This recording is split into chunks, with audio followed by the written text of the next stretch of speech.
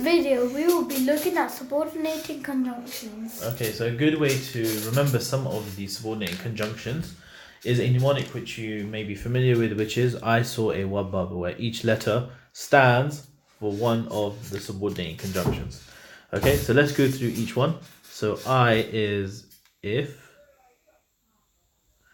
S is since, A is as, W is while, the second A is although, other W is when, A is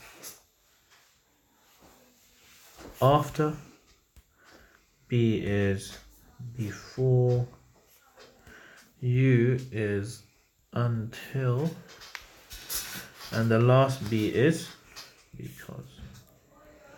Okay, so these are the subordinating conjunctions, and remember, subordinating conjunctions generally join together two clauses. Okay, a main clause and a subordinate clause, and the main clause is the main part of the sentence, which makes sense on its own, whereas the subordinate clause is extra information, which adds to the sentence. Okay, so let's look at this example here.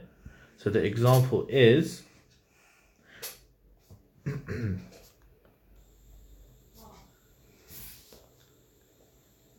I need to finish the report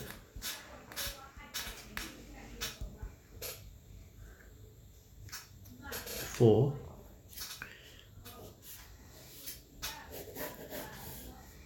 the manager arrives from Paris. Okay, so I need to finish the report before the manager arrives from Paris.